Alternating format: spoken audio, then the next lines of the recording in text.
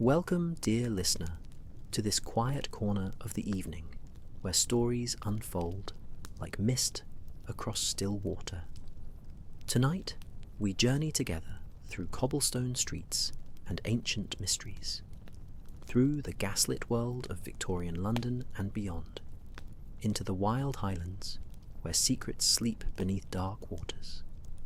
This story is crafted for rest, for the gentle surrender into sleep, for those moments when your mind seeks something soft to hold as consciousness drifts away. Let your breathing slow, let your shoulders drop, and know that there is nowhere you need to be, nothing you need to do, except listen and let go. Before you close your eyes completely, I wonder, where are you listening from tonight, and what hour finds you seeking rest? Now, settle in, get comfortable, and breathe with me as we begin. The rain arrived at Baker Street just as twilight surrendered to evening, each droplet whispering against the window panes of number 221B with that peculiar rhythm that speaks of autumn in London.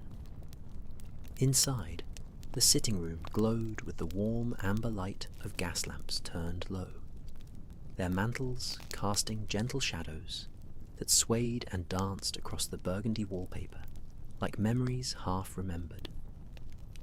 The fire in the hearth had settled into that perfect state of quiet combustion, where flames no longer leapt and crackled, but instead whispered and murmured, sending waves of comfortable warmth throughout the room that mixed with the scent of burning coal and old leather-bound books. Sherlock Holmes sat in his favourite armchair, the one positioned closest to the fire, his long fingers steepled beneath his sharp chin as he gazed into the flames with that particular expression of contemplation that Dr. Watson had come to recognise over their years of companionship. The detective wore his mouse-coloured dressing gown, its fabric softened by countless evenings, just like this one, and his feet rested in worn slippers upon the Persian rug that covered the floorboards. A pipe lay forgotten in the ashtray on the side table, its last wisps of tobacco smoke curling lazily upward to join the warmth near the ceiling. Watson himself occupied the opposite chair, a leather-bound journal open upon his lap, though his pen had remained still for some minutes now, as he, too, found himself mesmerized by the interplay of firelight and shadow, by the gentle percussion of rain against glass, by the profound comfort of this familiar room on this October evening. The doctor had loosened his collar and removed his jacket, draping it across the back of his chair, and his waistcoat buttons gleamed occasionally as he shifted position. I need an atmospheric opening and introducing the mysterious visitor. Introduction. The clock on the mantelpiece measured time in soft, patient ticks, each second passing without urgency, without demand. Between Holmes and Watson, a small table held the remnants of their evening tea, a porcelain pot still faintly steaming, 2 cups with delicate handles, a plate that had once held biscuits but now held only crumbs. Mrs. Hudson had brought the tray up an hour ago, moving with her characteristic quiet efficiency, and the tea had been Earl Grey, its bergamot notes still lingering faintly in the air, mixing with the coal smoke and the particular mustiness of old books. Outside, London continued its evening rituals beyond their window. Occasionally, the clip-clop of horse hooves would sound against the wet cobblestones, muffled and distant as a hansom cab passed by. The gas lamp on the street corner below flickered in its glass housing, casting a small pool of yellow light that the rain transformed into something almost magical, each drop catching and reflecting that glow before continuing its journey to the pavement. Somewhere further away, a church bell tolled the hour, its notes carried on the damp air, softened by distance and weather until they seemed almost dreamlike. Holmes finally stirred, unfolding his hands and reaching for his pipe, though he did not immediately light it. Instead, he held it between his fingers, turning it slowly, examining it as though it might hold some answer to an unspoken question. His grey eyes, usually so sharp and analytical, had taken on a softer quality in the firelight, and Watson noted how even his friend, that most energetic and restless of minds, seemed touched by the profound calm of this rain-soaked evening.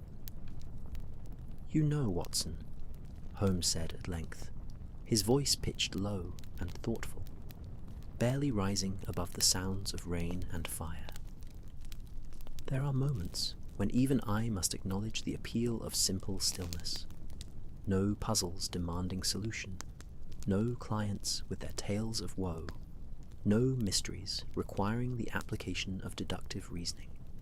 Just this room, this rain, this fire, and the companionship of a trusted friend."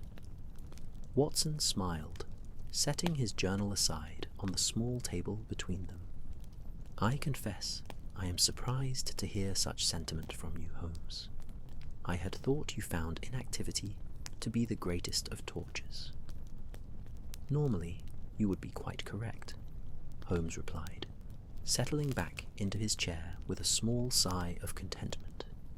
"But there is a difference, I think, between enforced idleness and chosen rest.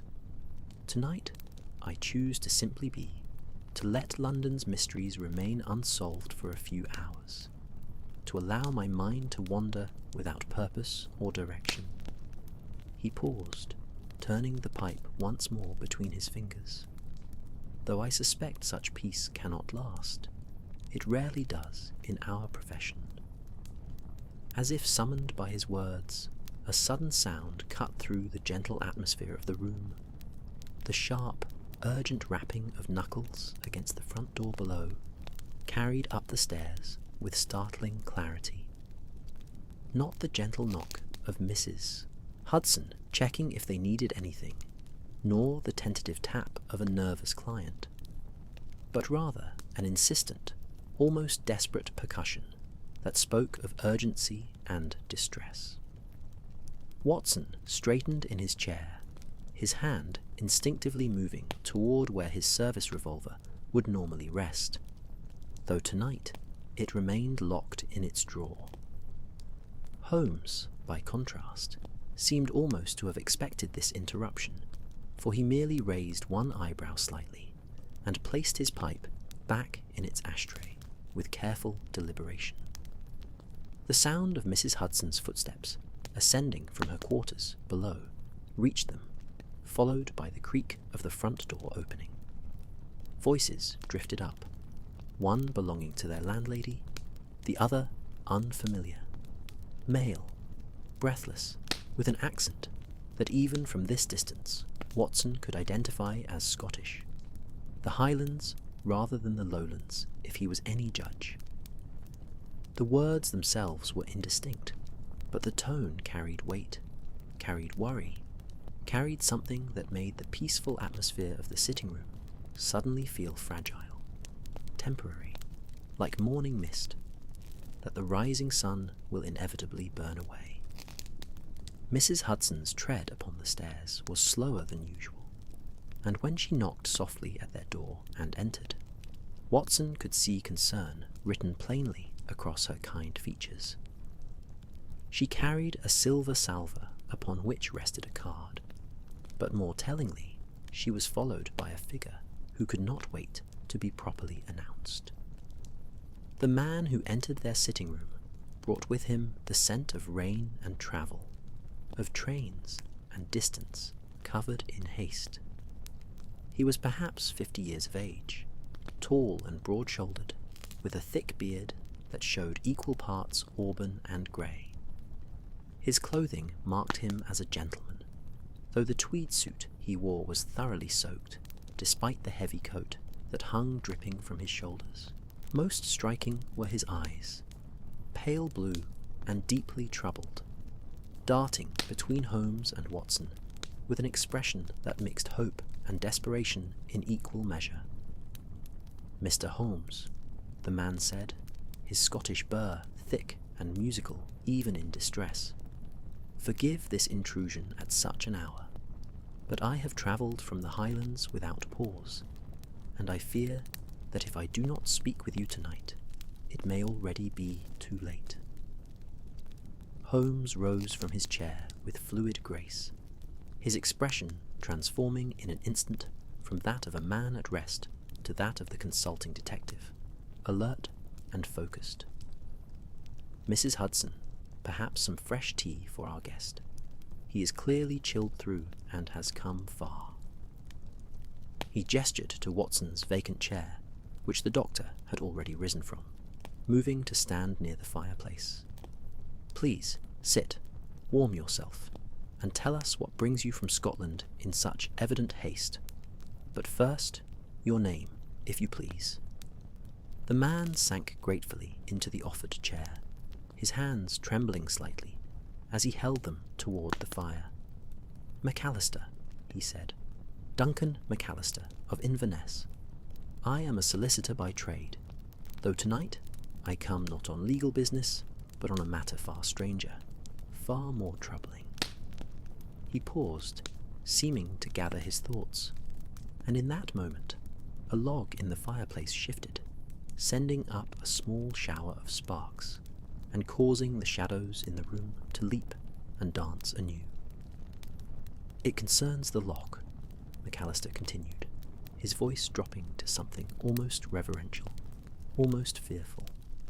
"Loch Ness, you understand. Something has come from those ancient waters, Mr. Holmes. Or rather, something has left them, and in its leaving, it has brought mystery and fear to London itself." Watson felt a small chill run down his spine that had nothing to do with the rain-soaked evening. Outside, the rainfall intensified slightly, the drops against the window taking on a more insistent rhythm, as though nature itself was underlining the Scotsman's words. Holmes, however, showed no sign of surprise or disbelief.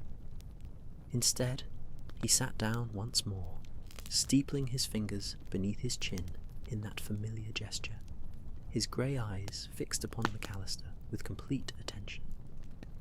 "The Loch Ness," Holmes said quietly, "has inspired tales for centuries, Mr. McAllister. But you strike me as a rational man, a man of law and logic. What makes you believe that whatever troubles you has any connection to that particular body of water?" Mrs. Hudson entered with remarkable timing, bearing a fresh pot of tea and a clean cup, which she set before their guest before withdrawing silently, though Watson noticed her own curious glance toward the visitor before the door closed behind her. McAllister accepted the tea gratefully, wrapping his large hands around the cup as though drawing strength from its warmth. "Because," McAllister said, raising his eyes to meet Holmes's steady gaze, "I have seen what was never meant to be seen, and because 3 days ago a man disappeared from a locked room in Belgravia, and the only thing left behind was water, Mr. Holmes. Water from the loch and something else. Something that should not exist, yet does. Something ancient and terrible and beautiful all at once." The fire crackled softly. The rain continued its whispered commentary against the glass. And in Baker Street's cosy sitting room, a new mystery had arrived like an unexpected guest on an October evening, bringing with it the scent of Highland waters and secrets that had waited centuries beneath the surface of Scotland's deepest loch. And structural shifts.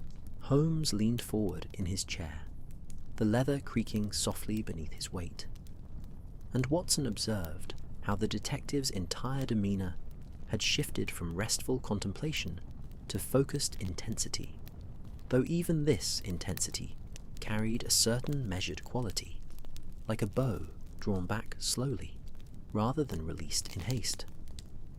The sitting room seemed to hold its breath, waiting, while outside the rain had settled into a steady, rhythmic pattern that formed a backdrop to McAllister's extraordinary claims. "Water from the Loch," Holmes repeated, his voice carrying neither skepticism nor belief, merely a careful neutrality that invited further explanation. "And you can be certain of its origin? London has water aplenty, Mr. McAllister. The Thames, our reservoirs, countless wells and fountains. What makes you so convinced that what you found came from that particular Scottish loch, hundreds of miles distant?" McAllister set his teacup down with a gentle clink against its saucer, and Watson noticed how the man's hands had steadied now, warmed by both the tea and the fire's radiant heat. The solicitor reached into his inner coat pocket, the movement careful and deliberate, as though what he carried required reverent handling. From within the soaked tweed, he withdrew an oilskin packet, its surface beaded with moisture, but its contents clearly protected from the rain that had accompanied him on his urgent journey south.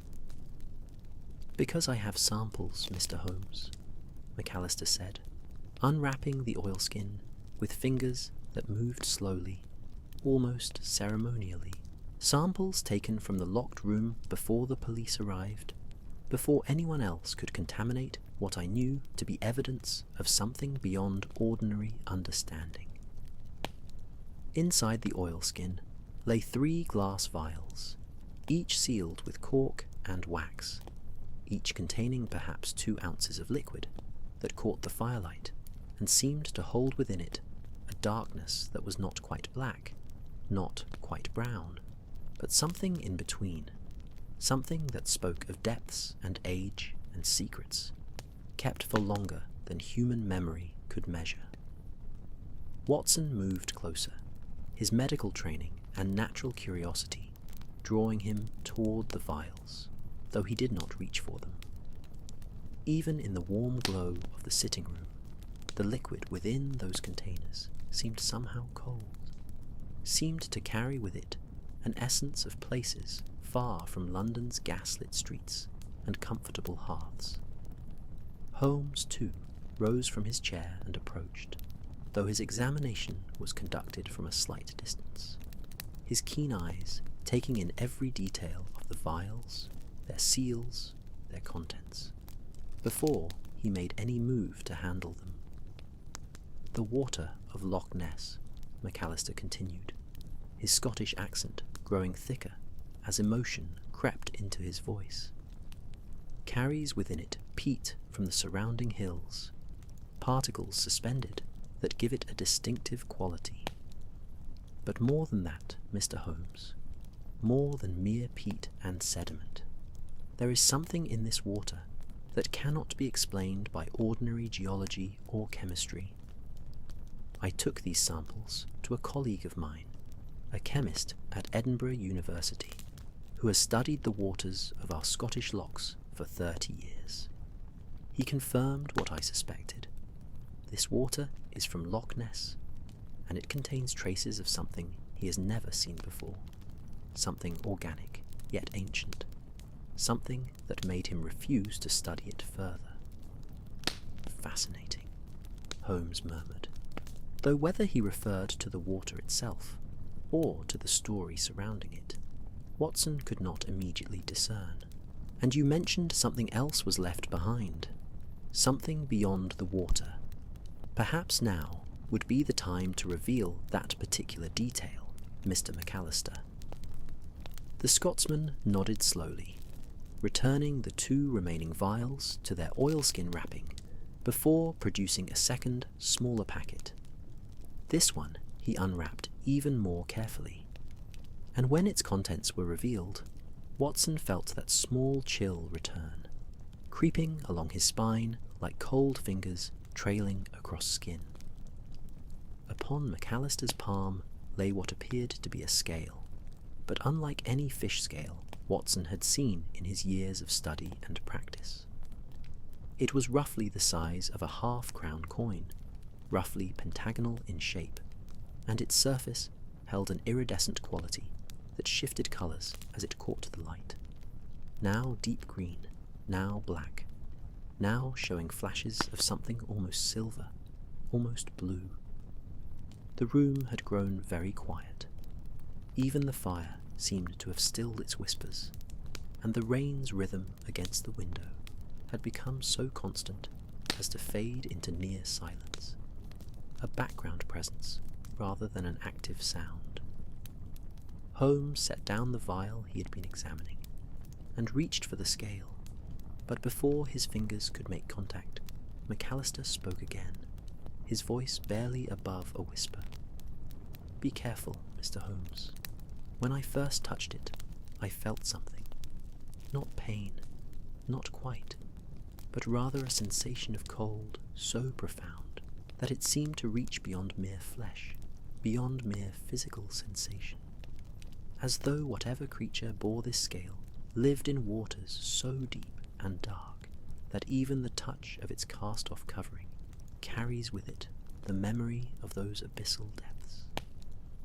Holmes paused, his hand hovering above the scale, and for a long moment he simply observed it, his grey eyes moving across its surface with that peculiar intensity that Watson knew meant the detective was cataloguing every detail, every irregularity, every characteristic that might later prove significant. Then, with deliberate slowness, Holmes picked up the scale between thumb and forefinger, lifting it close to his face for examination. Watson watched his friend carefully, looking for any sign of the sensation McAllister had described. But Holmes's expression remained neutral, contemplative, showing nothing beyond professional interest. The detective carried the scale to his desk, where a magnifying lens stood mounted on a small brass stand. He positioned the scale beneath the lens and bent to examine it more closely, his profile sharp against the gaslight, as he studied this strange artifact from the north. "The structure is unlike any fish scale I have encountered," Holmes said, after several minutes of silent examination. "The layering suggests great age, not the age of this particular scale, you understand, but rather the evolutionary age of whatever species produced it. This speaks of a lineage that has remained unchanged for epochs, of a creature so perfectly adapted to its environment that natural selection has seen no need to alter its form." He straightened, turning to face both Watson and McAllister. "Yet, you said a man disappeared, not a creature. Perhaps you should tell us the complete sequence of events from the beginning, leaving out no detail, however insignificant it may seem." McAllister moved to settle back into his chair, and Mrs. Hudson appeared at that moment as though summoned by some sixth sense, bearing not only fresh hot water for the teapot, but also a plate of cold meats and bread, which she set upon the table with a meaningful glance that suggested even men pursuing mysteries must eat. Holmes waved a hand in acknowledgement, but showed no inclination to partake immediately, while Watson nodded his thanks and poured fresh tea for all three of them, the familiar ritual providing a moment of normalcy within the increasingly strange circumstances. The Scotsman accepted his refreshed cup gratefully and took a long sip before beginning his tale properly. "The man who disappeared is named James Whitmore, a naturalist and amateur cryptozoologist from London. For the past 5 years, Whitmore has been obsessed with the legends of Loch Ness, spending his summers camped upon its shores, interviewing locals, studying the loch's depths with whatever equipment he could afford or borrow. He is, or was, a man of independent means, though not wealthy, enough to pursue his passion without the necessity of employment, but not enough to fund the sort of extensive expedition he truly desired. Watson settled into his own chair, his medical bag resting as always by his feet, and found himself drawn into the narrative despite its increasingly unusual nature. Outside, a hansom cab passed by, its wheels splashing through puddles, with a sound like scattered applause, brief and then gone, leaving only the rain's steady commentary once more. This past summer, McAllister continued, Whitmore believed he had finally found something concrete, something beyond mere sightings and local superstition. He claimed to have discovered a cave system beneath the waterline of the Loch, accessible only by diving to considerable depth. He hired local men to assist him, obtained diving equipment, and spent 3 weeks exploring these underwater passages. When he returned to the surface, he was changed. That is what those who knew him said. Changed in some fundamental way, as though he had seen something down in those dark waters that had altered his very understanding of the world. The fire chose that moment to shift again, a log settling with a soft collapse that sent up a shower of small sparks and caused the shadows in the room to perform their dance anew. McAllister paused, his pale eyes distant, as though he could see through the walls of Baker Street to the dark waters of that distant loch. He returned to London 6 weeks ago, the solicitor went on, taking rooms in Belgravia, and immediately set about trying to organise an expedition of a more official nature. He approached the Royal Geographic Society, various scientific institutions, anyone who might lend credibility and funding to a proper exploration of what he had discovered. But he would not tell anyone exactly what he had found. He insisted that he needed to present the evidence in person, at a formal gathering, with proper documentation and witnesses. He feared, he said, that revealing too much too soon would result in ridicule, or, worse, would bring others to the site who might disturb what should not be disturbed. Holmes had been listening with his eyes half closed, his fingers steepled once more beneath his chin, the very picture of concentration. Now he opened his eyes fully and fixed McAllister with a penetrating gaze. And your connection to Whitmore. Why did you travel from Inverness to investigate his disappearance? Because, McAllister said quietly, James Whitmore is my nephew, Mr. Holmes, my sister's only son, and because 3 nights ago I received a telegram from him, urgent and cryptic, asking me to come to London immediately, saying that he had made a discovery within his discovery, something that changed everything, something that proved beyond doubt that the legends of the Loch were not merely legends at all. Holmes remained motionless in his chair for several heartbeats after McAllister's revelation, his grey eyes distant and unfocused in that particular way that meant his mind was already arranging facts, sorting possibilities, constructing frameworks within which this mystery might be understood. When he finally spoke, his voice carried a gentleness that Watson recognized as the tone his friend reserved for those whose distress was genuine and deep. I am sorry for your concern regarding your nephew, Mr. McAllister, Holmes said quietly. Fear for family has a weight that mere professional interest cannot match. But I must know more before I can determine whether I can be of assistance. You travelled from Inverness upon receiving this telegram. Describe for me, if you would, exactly what you found when you arrived at Whitmore's rooms in Belgravia. McAllister wrapped his hands around his teacup once more, though Watson suspected the gesture had less to do with seeking warmth, and more to do with grounding himself, finding something solid to hold as he recounted events that clearly troubled him profoundly.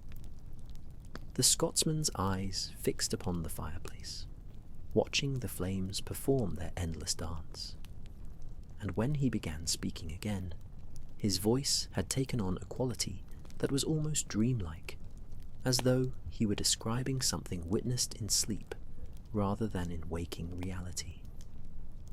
I arrived at his lodging house on Eaton Square yesterday morning.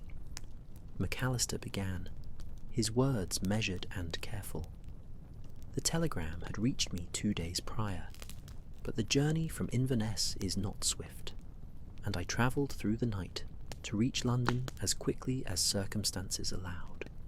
The landlady, a Mrs. Pemberton, met me at the door. She was distressed, near hysterical, and it took some time to calm her sufficiently to understand what had occurred. Outside, the wind picked up slightly, causing the rain to strike the window at a new angle, the droplets tracing diagonal paths down the glass like tears upon a cheek. A distant rumble of thunder rolled across London, so far away that it was felt more than heard, a deep vibration that seemed to emanate from the earth itself, rather than from the clouds above. The gas lamps flickered briefly, their flames dancing in response to some imperceptible change in pressure, before settling once more into their steady glow. According to Mrs. Pemberton, McAllister continued, my nephew had been in his rooms for 3 days without emerging, which was not unusual for him when he was deep in his studies and writings. She had left meals outside his door, and the trays had been collected at odd hours, the dishes returned empty. But on the evening before my arrival, she had heard a sound from his rooms. She described it as a great rushing, like water pouring from a height, accompanied by a cry that was cut short before it could fully form. Mrs. Pemberton knocked at the door, the solicitor went on, but received no answer. She called out, increasingly alarmed, and when the silence persisted, she fetched her master key, and, with considerable trepidation, unlocked the door and entered. McAllister paused, taking a long sip of his tea, before setting the cup down with a quiet clink that seemed unnaturally loud in the hushed room. The room was empty, Mr. Holmes, completely empty of human presence. But it was also flooded. Water covered the floor to a depth of perhaps 2 inches, soaking the carpet, seeping into the floorboards, and the room was locked from the inside. The key was still in the lock on the interior side of the door. This detail seemed to galvanize Holmes into motion. The detective rose from his chair and began to pace, his dressing gown swirling slightly with each turn, his hands clasped behind his back. In that characteristic posture, Watson knew indicated deep thought. The floorboards creaked softly beneath his feet, adding their voice to the symphony of small sounds that filled the room. The fire's whisper, the rain's rhythm, the clock's patient ticking. Locked from within, Holmes murmured, more to himself than to his companions. The windows, I presume, were examined? Closed and latched from the inside, McAllister confirmed. The rooms are on the 3rd floor, with no ledge or nearby tree that might provide access or egress. And there is more, Mr. Holmes. The water was not clean water, not water from a tap or basin. It had that distinctive quality I mentioned, the peat-stained darkness of Loch water, and scattered throughout the room, caught in the carpet fibres, were several of those scales, identical to the one I have shown you. Watson felt his rational mind struggling to construct some ordinary explanation for these extraordinary circumstances, but each attempt foundered upon the details, A locked room, water from a source hundreds of miles distant, scales from some unknown creature. The elements refused to cohere into any narrative that did not require him to accept something beyond normal experience. Holmes ceased his pacing and moved to the window, drawing back the heavy curtain to look out at rain-soaked Baker Street below.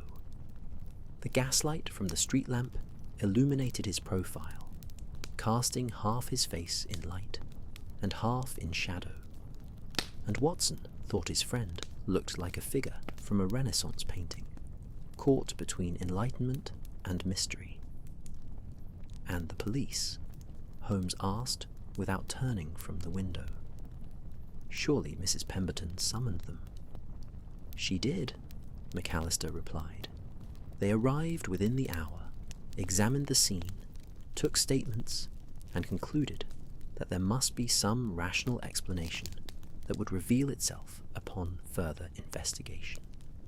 They suggested that perhaps my nephew had staged his own disappearance for reasons unknown, that the water might have come from a burst pipe cunningly concealed, that the locked door might have been locked after his departure through some mechanism they had not yet discovered. They were polite but clearly skeptical of any explanation that ventured beyond the ordinary. At that moment, a sound from below stairs drew their attention, the front door opening once more, followed by voices, and then Mrs. Hudson's distinctive tread upon the steps, more rapid than her earlier ascent. She knocked briefly before entering, her face showing a mixture of concern and curiosity. "I beg your pardon, Mr. Holmes," she said, slightly breathless, "but there is a young woman downstairs who insists she must speak with you immediately regarding a matter of the gravest urgency. She is quite agitated and says it concerns a disappearance in Belgravia. I thought, given your current visitor, that you might wish to see her." Holmes exchanged a glance with Watson, and the doctor saw in his friend's eyes that sharp glitter of interest that indicated the game was now truly afoot. "Show her up, Mrs. Hudson," Holmes said, turning from the window. "It seems our mystery has developed additional layers before we have even finished unwrapping the first." McAllister rose from his chair, some mixture of hope and apprehension crossing his weathered features. "Could it be news of James?" he asked, his voice carrying the weight of desperate hope. "Perhaps," Holmes replied, moving to resume his seat. "Or perhaps it is a coincidence, though I have long maintained that there is no such thing as coincidence in my profession. There are only connections we have not yet recognized." The sound of lighter footsteps ascending the stairs reached them, accompanied by Mrs. Hudson's reassuring murmur. And then the door opened to reveal a young woman of perhaps 25 years, her dark hair dishevelled and rain-dampened despite the hooded cloak she wore. Her eyes, wide and bright with some powerful emotion, swept across the room's occupants before fixing upon Holmes with an intensity that spoke of desperate need. "Mr. Holmes," she said, her voice trembling but clear, carrying the crisp enunciation of education and good breeding, despite her evident distress. "Thank God I have found you at home. My name is Catherine Hartley, and my brother has vanished, utterly vanished, from his locked study not 3 hours past. The police have been summoned but are baffled, and I was told by a friend that if any man in London could solve an impossible mystery, it would be Sherlock Holmes." She paused, drawing breath, and in that moment something slipped from beneath her cloak, a piece of paper that fluttered to the floor like a wounded bird. Watson, nearest to where she stood, bent to retrieve it, noting as he did so that the paper was damp, and that, upon it, was drawn a symbol he did not recognize, a circular design incorporating what appeared to be waves, or perhaps serpentine curves, with characters that might have been letters but belonged to no alphabet the doctor knew. Before he disappeared, Catherine Hartley continued, her voice now barely above a whisper. "My brother showed me this symbol," he said. He had found it carved into stone beneath the waters of Loch Ness, and that it was a warning, Mr. Holmes. A warning that something ancient was waking, and that those who had disturbed its rest would face consequences beyond mortal understanding. The fire crackled sharply, a logs splitting with a sound like a gunshot, and the flames leaped high for a moment before settling once more. The rain against the window seemed to intensify, each drop striking the glass with greater force, and somewhere in the distance that thunder rumbled again, closer now, as though London itself was responding to the gathering of mysteries in this small sitting room on Baker Street. Watson held the dampunctual variety. Watson held the damp paper between his fingers, feeling the texture of the parchment, noting how the moisture had caused the ink to bleed slightly at the edges of the strange symbol, making its already mysterious curves seem even more fluid and uncertain, as though the image itself was reluctant to be captured in fixed form. The firelight played across the surface, and for a moment the doctor could almost imagine that the serpentine lines were moving, shifting, rearranging themselves into different configurations. He blinked, and the illusion passed, but the unsettled feeling it had produced remained, a faint disquiet that settled somewhere beneath his ribs like a cold stone. Holmes rose immediately and crossed to where Watson stood, his movements swift but controlled, his dressing gown billowing slightly with the motion. He took the paper from Watson's hands with the delicate care one might use when handling ancient manuscripts, holding it at the edges between thumb and forefinger, raising it toward the gaslight for better examination. His face, cast partly in shadow and partly in that warm amber glow, showed absolute concentration. Every line of his sharp features focused upon decoding whatever message the symbol might contain. "Please, Miss Hartley," Holmes said, without looking away from the paper. "Sit, warm yourself by the fire. Mrs. Hudson, perhaps some brandy for our guest. She has clearly suffered a shock, and the rain has chilled her through." His voice carried that particular quality of calm authority that seemed to steady those around him, a verbal equivalent of a firm hand upon a shoulder. "Watson, if you would assist the lady with her cloak." Watson moved to help Catherine Hartley, who had indeed begun to shiver now that the initial adrenaline of her arrival was fading. The cloak was heavy with absorbed rain, its wool fabric releasing the scent of wet sheep and London streets as he lifted it from her shoulders. Beneath, she wore a dress of dark green that spoke of taste and means, though the hem was muddied and the fabric showed signs of hasty movement through inclement weather. Watson draped the cloak over a chair near the fire where it might dry, and guided Miss Hartley to the seat McAllister had vacated, the Scotsman having risen and now standing near the bookshelf, his pale eyes moving between Holmes and the young woman, with an expression Watson could not quite read. Mrs. Hudson appeared with remarkable speed, bearing a small glass of brandy, which Catherine accepted with trembling hands.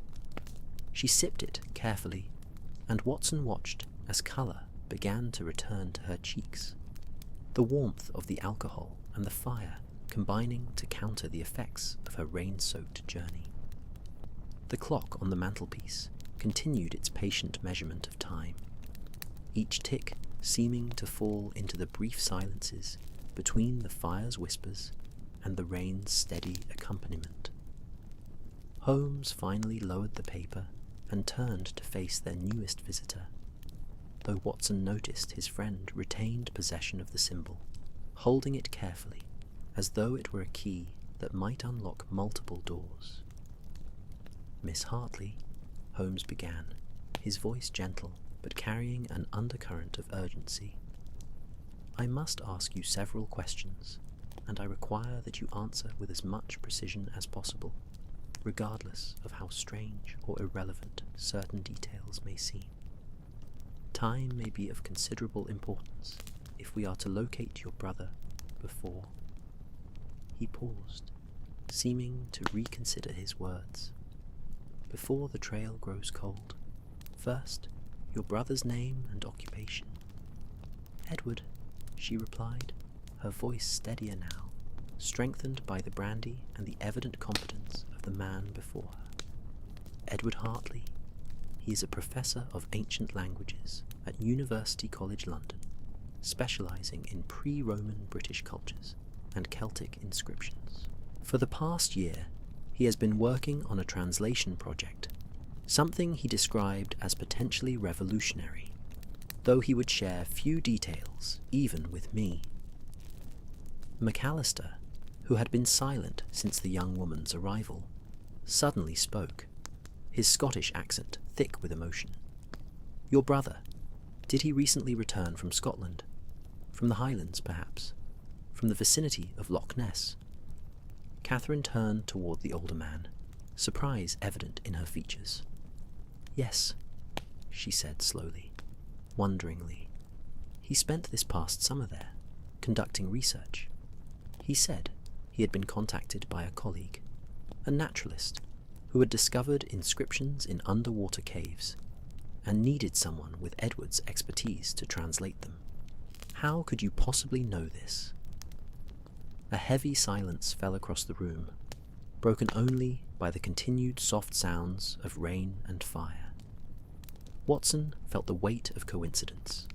No, not coincidence, as Holmes had said, but rather connection, pattern, design emerging from what had seemed like separate threads.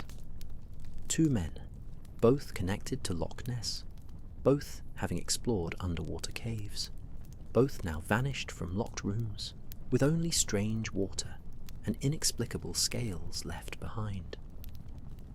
The shape of the mystery was becoming clearer, even as its nature remained deeply obscure. Holmes moved to his desk and carefully laid the paper, with its mysterious symbol upon the leather surface, smoothing it flat with movements that were almost reverent. He retrieved his magnifying glass and bent over the image, and in that moment a gust of wind rattled the window in its frame, causing everyone in the room to start slightly. The gas lamps flickered once more, their flames dancing wildly for several heartbeats before resuming their steady illumination, and Watson noticed that McAllister had gone quite pale, his weathered features drawn and tense. "The naturalist who contacted your brother," Holmes said, still examining the symbol through his lens. "Would that have been a man named James Whitmore, by any chance?" "It was," Catherine confirmed, her hand tightening around her brandy glass.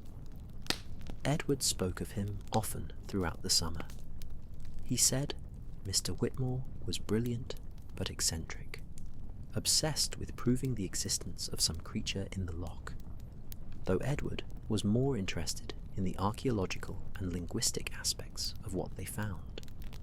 They worked together for nearly 2 months, diving into those caves, documenting the inscriptions, taking photographs, and making detailed sketches. When Edward returned to London, he brought with him dozens of pages of notes, hundreds of photographs, and a conviction that what they had discovered would rewrite certain aspects of British prehistory.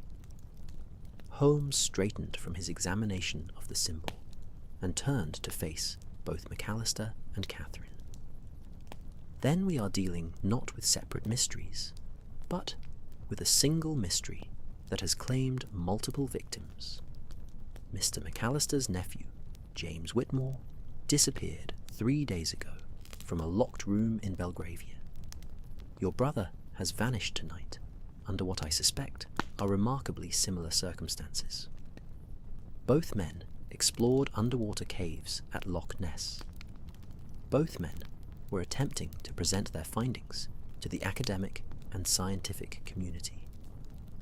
Both men, it would seem, encountered something down in those dark waters that followed them back to London. Watson moved to pour himself more tea, his hands performing the familiar motions, while his mind struggled to process the implications of Holmes's words. The idea that something could follow someone from Scotland to London could somehow manifest in locked rooms, leaving only water and scales behind. It defied every principle of rational thought the doctor held dear, yet the evidence was accumulating. Testimony from credible witnesses, physical artifacts that could be examined and tested. Mr. Holmes, Catherine said, setting her brandy glass aside and leaning forward with desperate intensity. I do not claim to understand what is happening, but I know my brother is in danger.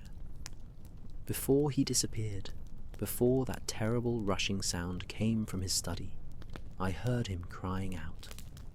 Not in pain, but rather in wonder, in awe, as though he were witnessing something magnificent and terrible simultaneously. And I heard another sound beneath his voice, a kind of singing, if singing can be done without words, a melody that seemed to come from very far away and very deep below, as though the earth itself were humming some ancient tune. The young woman paused, her eyes distant, and Watson recognized the look of someone reliving a traumatic moment, seeing again something that had carved itself indelibly into memory. I tried the door, she continued softly, but it was locked. I called for our butler, for servants, and by the time we managed to force the door open, the room was empty. Edward was gone, but the floor was wet, soaked through, and there was this smell, not unpleasant, but strange, like deep water and stone and something else, something organic that I cannot name. And there were these. She reached into a pocket of her dress and withdrew a small cloth bag, which she opened to reveal 3 more of those iridescent scales, their surfaces catching the firelight and throwing back colours that seemed to shift and change with each small movement. McAllister crossed to where Catherine sat and extended his palm, upon which still rested the scale he had shown Holmes earlier. Like these? He asked quietly. She looked at his offering and nodded slowly, wonder and fear mingling in her expression. Identical, she whispered. What are they? What creature could possess such scales?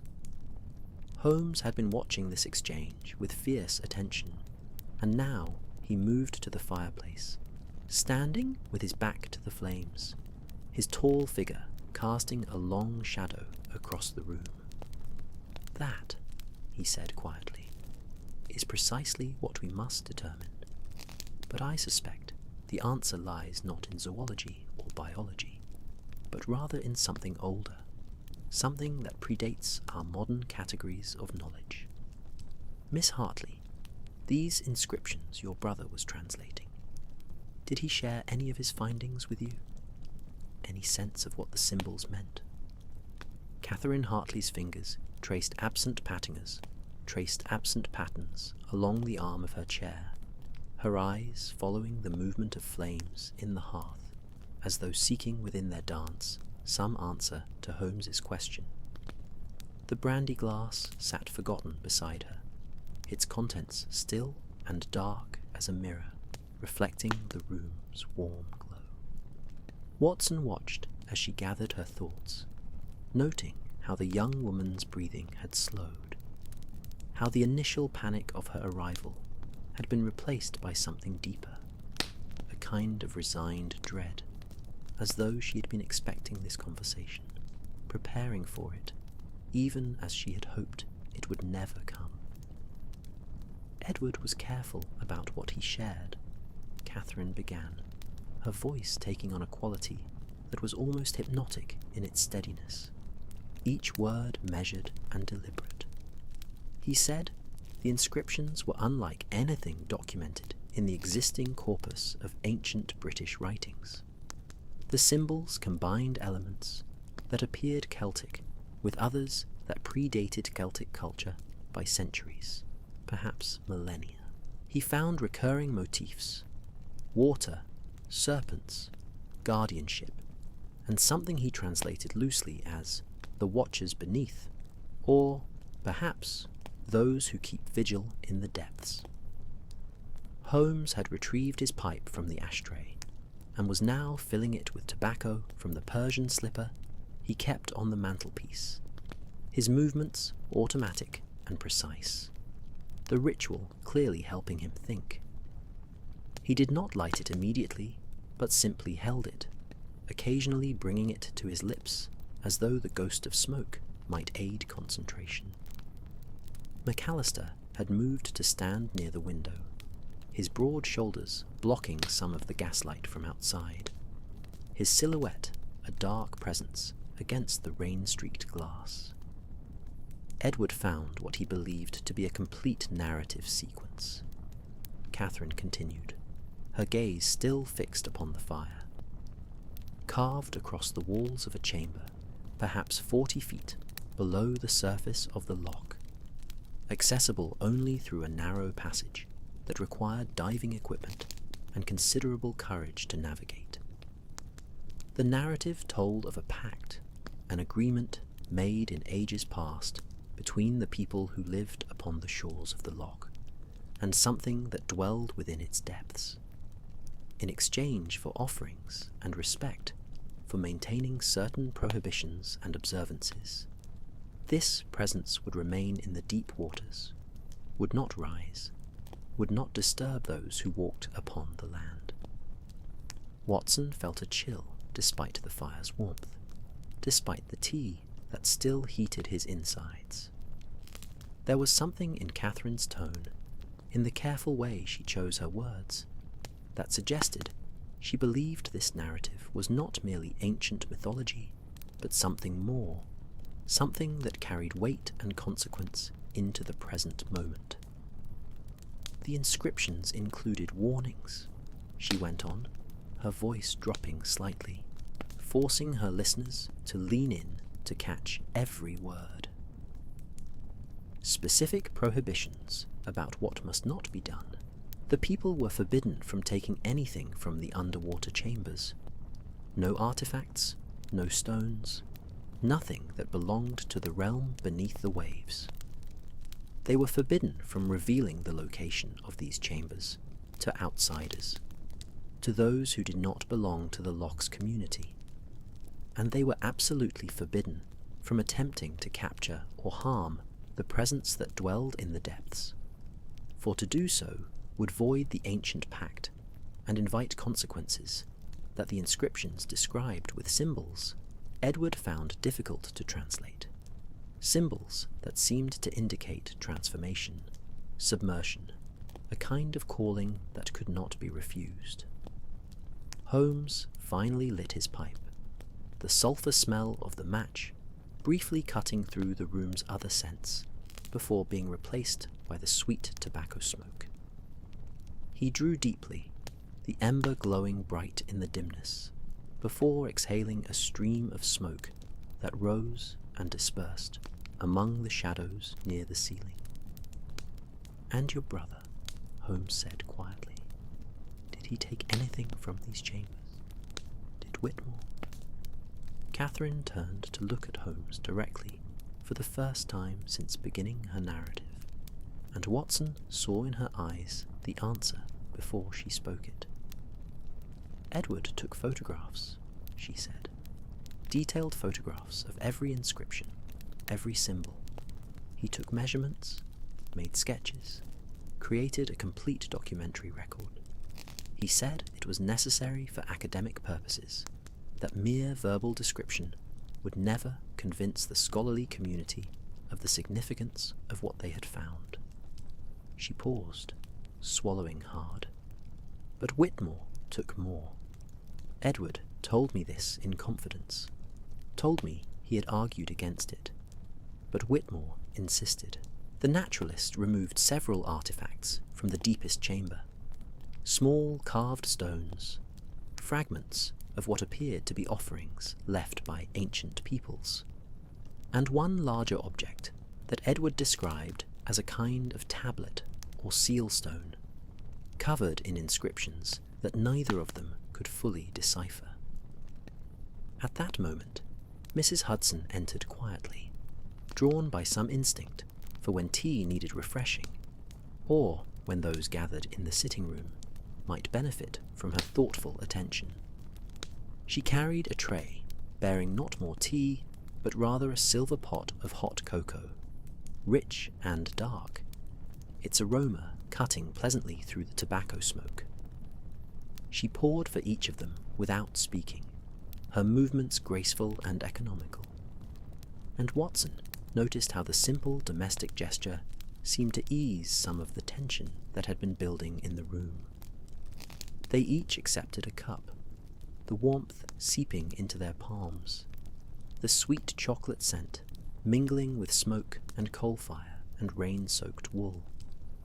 "Thank you, Mrs. Hudson," Holmes said, with genuine warmth, and their landlady nodded before withdrawing, closing the door with barely a whisper of sound.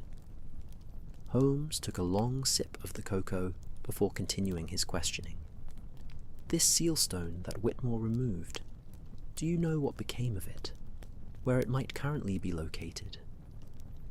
Edward said Whitmore kept it with him always after they returned to London, Catherine replied, curling her fingers around her own cup as though drawing strength from its heat. "He wore it on a chain around his neck, hidden beneath his clothing. Edward said the naturalist had become increasingly possessive of it, increasingly strange in his behaviour. Whitmore claimed the stone was speaking to him, though Edward believed this was merely the result of too many hours spent in underwater caves, too much isolation and obsession. But then Edward himself began to change." McAllister turned from the window, his face pale in the mixed light of gas lamp and fireplace. "Changed how?" he asked, his voice rough with emotion. "My nephew stopped answering my letters weeks ago. The last communication I received from him was that telegram 3 days past, begging me to come to London. What did you observe in your brother, Miss Hartley? What were the signs?" Catherine set her cocoa aside and pressed her hands together, almost as though in prayer. "He became obsessed with water," she said softly. "He would spend hours in the bath, letting the water grow cold around him. He claimed it helped him think, helped him remember details from the underwater chambers that he had forgotten. He began sleeping less, working through the nights on his translations.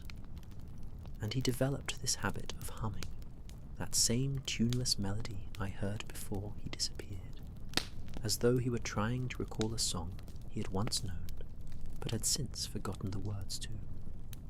These changes," Holmes mused, smoke wreathing his head like a crown of mist.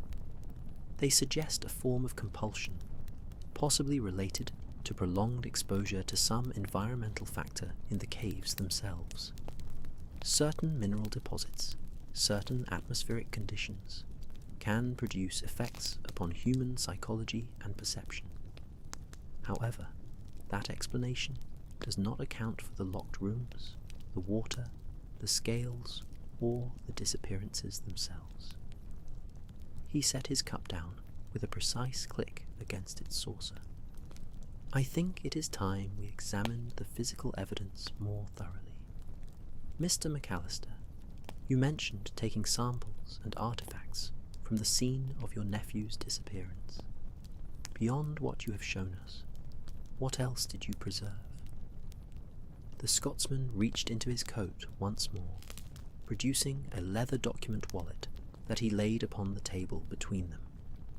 Photographs, he said, unfastening the brass clasps. I brought a camera to my nephew's rooms before the police could thoroughly disturb the scene, and I brought this. From the wallet, he withdrew a larger piece of fabric, dark and stiff with dried water, which he unfolded carefully to reveal a section of the carpet from Whitmore's room. I cut this from near where the concentration of scales was greatest. You can see the staining, the particular discoloration that the water produced. Holmes immediately bent over the fabric, his magnifying glass once more in hand, examining the fibres with minute attention. Watson rose and joined him, looking over his friend's shoulder at the sample. The carpet had indeed been stained, but not in the way water typically stained fabric. Instead of spreading evenly or following the weave of the material, the discoloration formed distinct patterns, almost like symbols or letters, though in no script Watson recognized. It was as though the water itself had been attempting to write something, to leave a message in its passing. Extraordinary, Holmes murmured, tracing one of the patterns with a finger, but not quite touching the fabric. This is not random water damage. There is intentionality here, deliberate formation. Whatever caused this staining possessed, or was guided by, some form of intelligence. He looked up, first at McAllister, then at Catherine. We are dealing with something that thinks, that communicates, that acts with purpose. Whether it is natural or supernatural, ancient or contemporary, human or otherwise, I cannot yet say. But it is aware, and it has taken two men for reasons we must determine. Tenscript. The hours had passed in that peculiar way they do, when minds are wholly absorbed in puzzle solving, when the external world recedes, and all that matters exists within the boundaries of evidence and deduction. Watson glanced at the clock, and was surprised to find it nearing midnight, the day having slipped away while they examined photographs, compared scales under Holmes's microscope, and discussed theories that ranged from the scientifically plausible to the fantastically impossible. The fire had been fed twice more by Mrs. Hudson, who had appeared and disappeared like a benevolent spirit, leaving behind not only coal for the flames, but also a plate of sandwiches that had been consumed without anyone quite remembering the act of eating. The rain had finally ceased its hours-long commentary, leaving behind a profound silence that somehow felt heavier than the sound had been. Through the window, Baker Street glistened wetly under the gas lamps, puddles reflecting fragments of light like scattered coins upon dark pavement. A fog was beginning to form, that characteristic London fog that transformed familiar streets into mysteries, that muffled sound and distorted distance, that made the city feel both smaller and infinitely larger simultaneously. Holmes had arranged the evidence across his desk in careful groupings, the scales in one area, their iridescent surfaces catching candlelight and transforming it into shifting colours. The water samples still sealed in their vials, dark and somehow ominous despite their small quantity. The photographs McAllister had taken, showing a room that looked utterly ordinary, save for the wet floor and the strange positioning of furniture, as though it had been moved by some force, and the symbol Catherine had brought, now pinned carefully to a corkboard, Holmes used for important clues. Its serpentine curves seeming to writhe in the flickering light. Watson had taken up position in his customary chair once more, his medical journal open upon his lap, though no words had been written for quite some time. Instead, he watched his friend work, observing the familiar patterns of Holmes's investigation process. The periods of intense focus, followed by moments when the detective would lean back, eyes unfocused, mind clearly working through possibilities in that vast interior landscape, where connections were made and theories were constructed and tested against available facts. Catherine Hartley had removed her shoes at some point, and now sat curled in her chair like a tired child, her stockinged feet tucked beneath her skirts, her eyes heavy with exhaustion, but still alert, still watching, still hoping that these strange men in this cluttered room might somehow restore her brother to her. McAllister stood near the bookshelf, one hand resting against the leather spines, as though drawing strength from all the accumulated knowledge they represented, his weathered face showing every one of his 50 years, and perhaps a few more besides. "There is a pattern here," Holmes said suddenly, breaking the contemplative silence that had settled over them.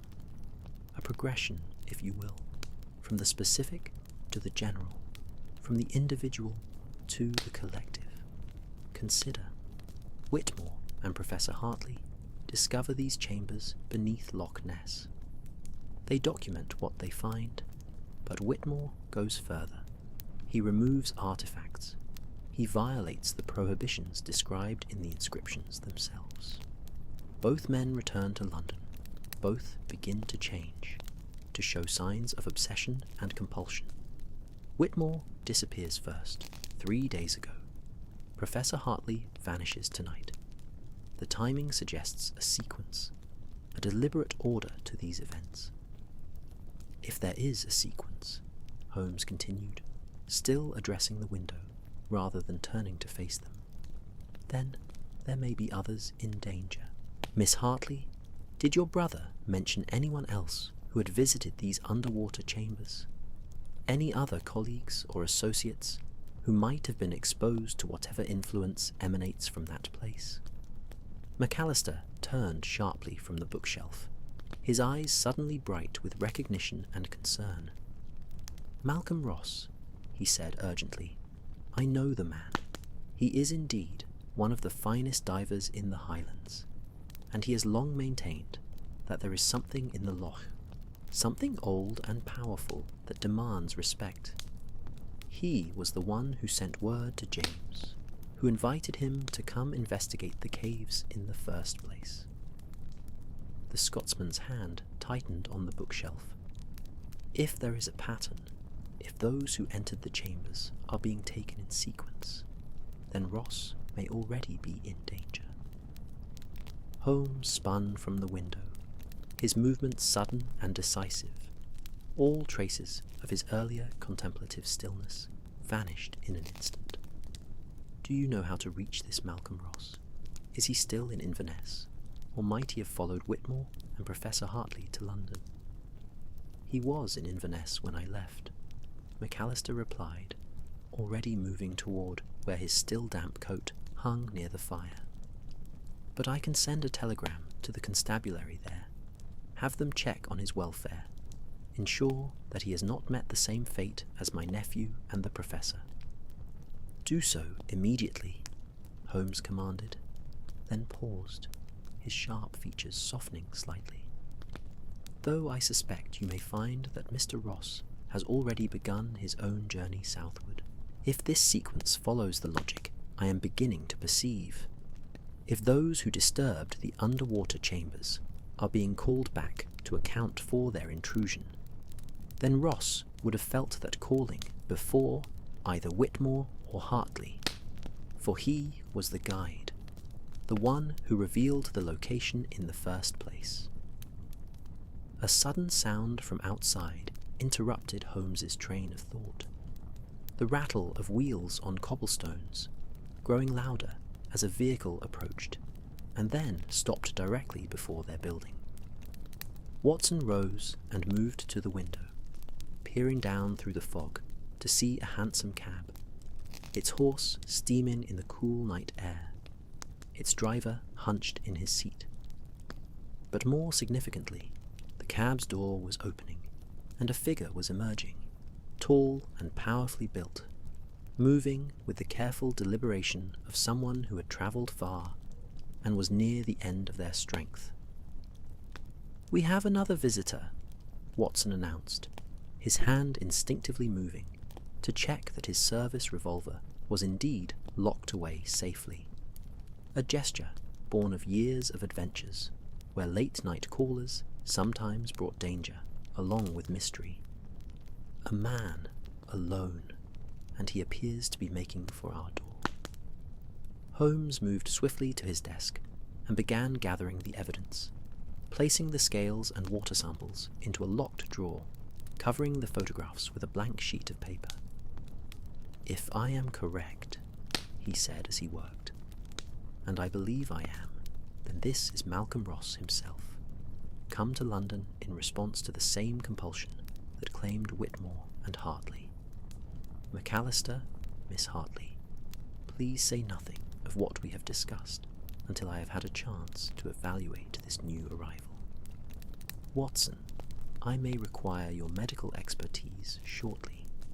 This man has the look of one who has pushed himself beyond reasonable limits." Indeed, as Mrs. Hudson's voice drifted up from below, followed by heavy footsteps on the stairs, Watson prepared himself for whatever might emerge from the fog-wrapped London night. The footsteps were uneven, suggesting exhaustion or injury, and they were accompanied by a sound that Watson could not immediately identify. A kind of wet slapping, as though the person climbing toward them was leaving a trail of water with each step. The knock at their door, when it came, was weak and tentative, so unlike the urgent hammering that had heralded McAllister's arrival, or Catherine's desperate appeal. Holmes called permission to enter, and the door swung slowly open to reveal a man who looked as though he had walked through all 9 circles of some aquatic hell to reach them. Malcolm Ross stood swaying in the doorway, and Watson's medical instincts immediately catalogued the signs of severe physical distress, overlaid with something stranger, something that defied his years of diagnostic experience. The man was perhaps 45, though hardship had carved lines that might have belonged to someone a decade older. His clothing clung to him as though he had just emerged from immersion, water dripping steadily from the hem of his heavy wool jacket to pool upon the floorboards in dark, spreading circles. His face held a pallor that spoke not merely of exhaustion, but of some profound internal struggle, as though part of him was fighting against his own presence here, fighting to turn and flee back into the foggy London night. Most striking were his eyes, sea-grey and haunted, pupils dilated despite the room's warm lamplight, fixing upon nothing and everything simultaneously, as though he saw layers of reality invisible to those around him.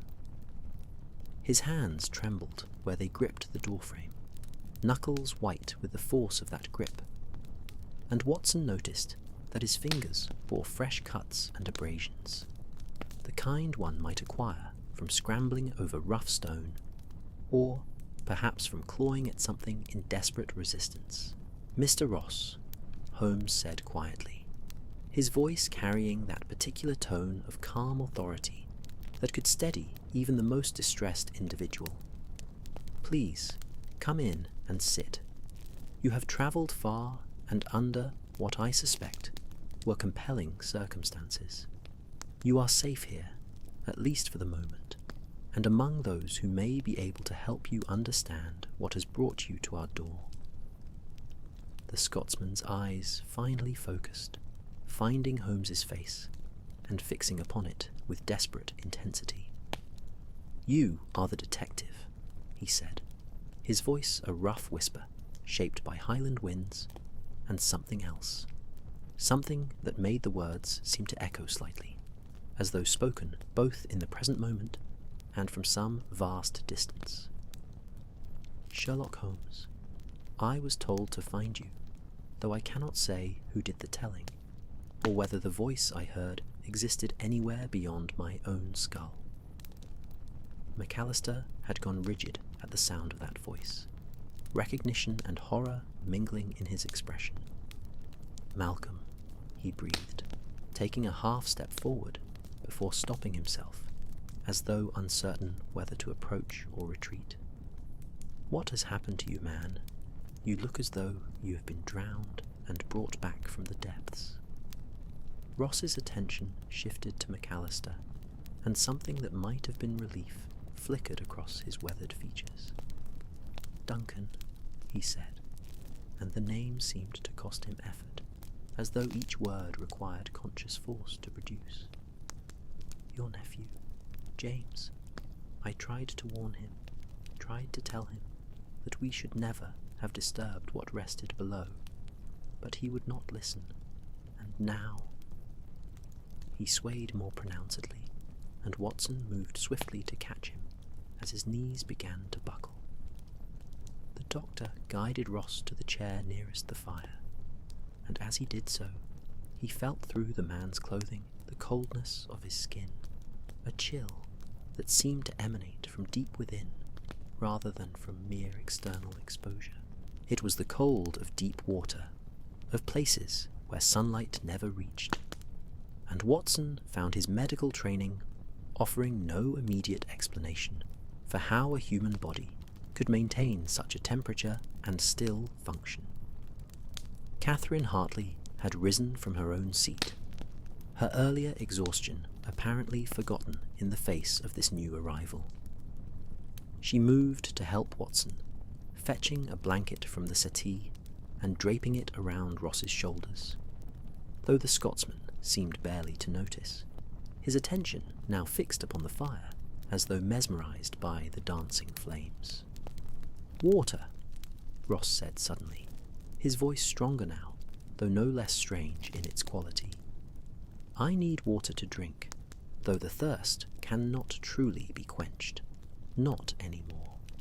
Not since we opened the sealed chamber and looked upon what should have remained hidden for all eternity." Mrs. Hudson, who had been hovering in the doorway with concern writ large upon her features, hurried away to fetch water, returning moments later with a full pitcher and a glass. She poured and handed the glass to Ross, who took it with both trembling hands and drank deeply, water spilling down his chin and onto the blanket in his haste. He drained the glass and immediately held it out for more, drinking 3 full glasses in rapid succession, before finally lowering the empty vessel with something approaching satisfaction. Holmes had been watching this performance with keen attention, his grey eyes missing nothing. Not the desperate quality of Ross's thirst, not the way water seemed to cling to the man's skin and clothing, even as he sat before the fire's warmth, not the faint scent that had entered the room with him, that smell of deep water and ancient stone that Catherine had described from her brother's study. "Mr. Ross," Holmes said, settling into his own chair and steepling his fingers in that characteristic gesture, "I believe you have come to tell us something of great importance, something that may help us understand what has befallen James Whitmore and Professor Edward Hartley. But first, I must know, do you feel the same compulsion they did? The calling to return to the water, to surrender yourself to whatever presence dwells in the Loch's depths?" Ross's laugh was bitter and short, a sound like waves breaking on stone. "Feel it," he repeated, his sea-grey eyes finding Holmes once more. "Sir, I am drowning in it, have been drowning in it since the moment we breached that final chamber 3 months past. Every night I dream of descent, of sinking through cold darkness towards something vast and patient and utterly inhuman.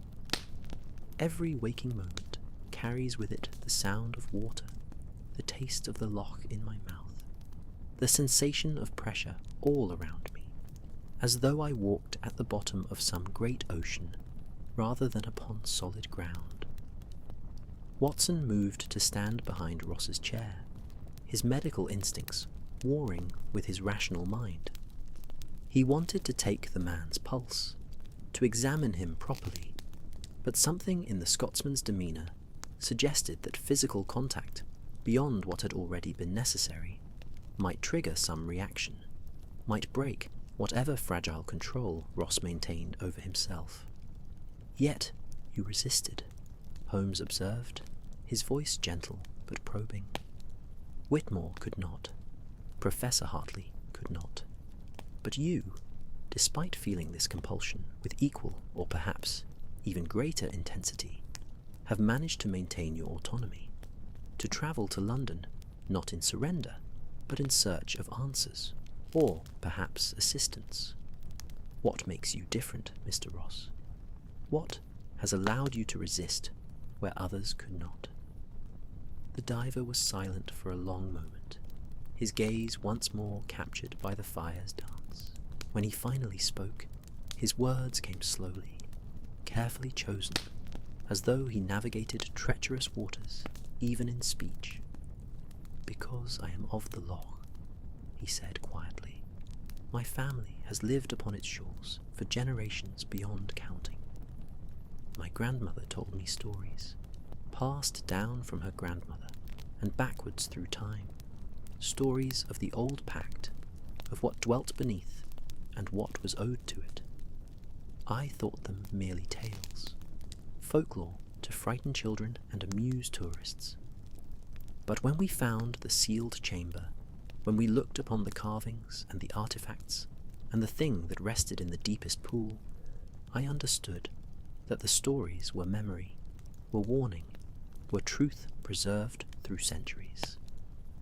A log in the fireplace suddenly split with a sharp crack, startling everyone in the room.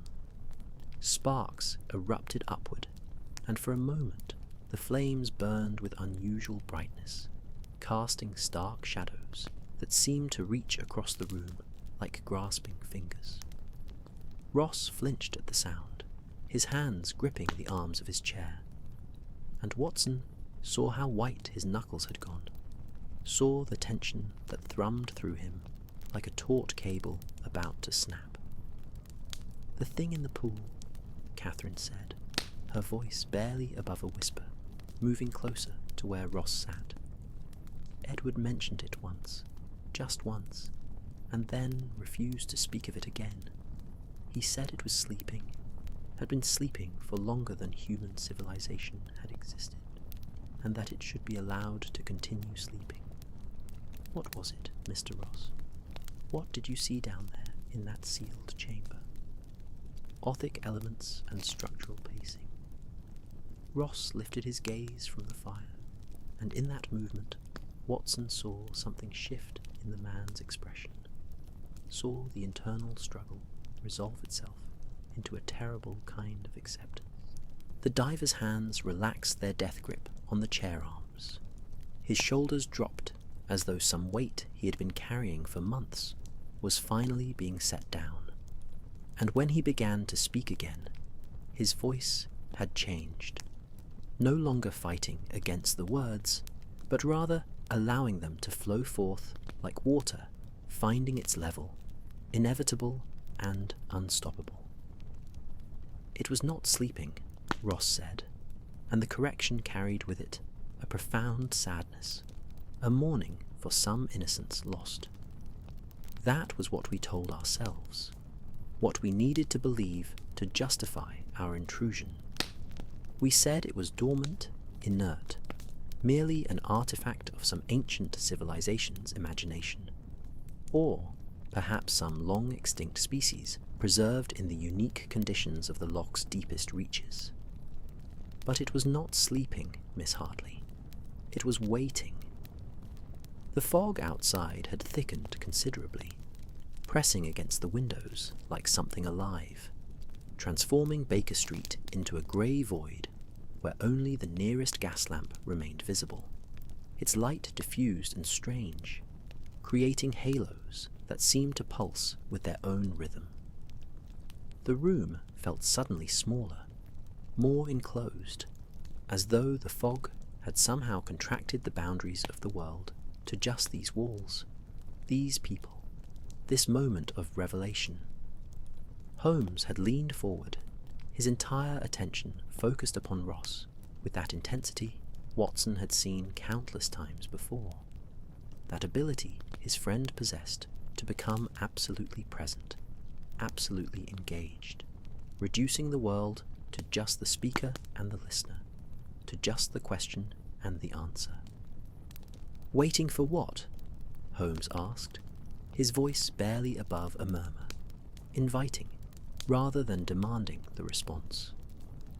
"For someone to find it," Ross replied, his sea-grey eyes now holding a depth that seemed bottomless, seemed to reflect something of what he had witnessed in those underwater chambers. For someone to break the seals that had been placed centuries ago by people who understood what they were containing, what they were protecting the world above from. The chamber was not hidden, you see. It was locked, sealed, deliberately made inaccessible, not to keep treasure hunters out, but to keep what was inside from emerging. McAllister had moved to pour himself more cocoa, though his hand shook slightly as he lifted the pot, causing the liquid to splash against the inside of his cup with small sounds that seemed unnaturally loud in the hushed room. He did not drink immediately, but simply held the cup between his palms, perhaps seeking comfort in its warmth, perhaps needing something tangible to anchor himself against the tide of Ross's words. "We used modern equipment," Ross continued, his narrative taking on an almost dreamlike quality, as though he recited something memorized, or perhaps experienced so many times in memory that it had become a kind of ritual. Explosives, carefully placed, just enough to crack the stone seal that blocked the final passage. James, Mr. Whitmore. He was so excited, so certain that we were on the verge of the discovery of the century.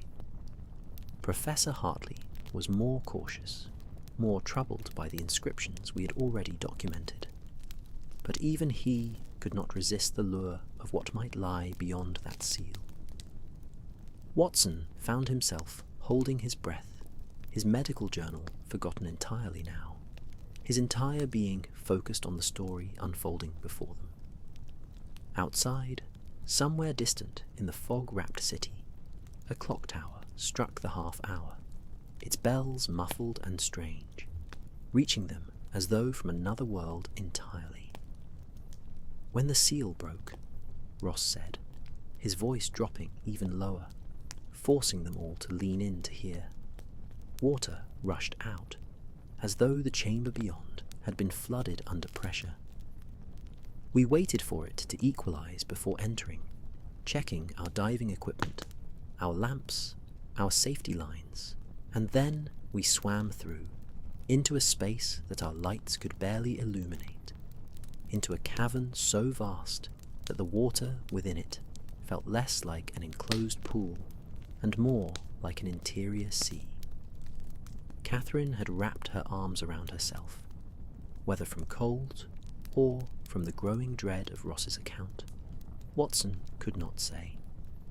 The fire continued its steady consumption of fuel, but somehow its warmth seemed not to reach as far as it had before, as though Ross's tale brought with it a chill that physical heat could not dispel. The walls were covered in carvings, Ross went on, his eyes distant now, seeing not the Baker Street sitting room, but rather that underwater chamber, that sealed space where ancient hands had laboured to leave their warnings.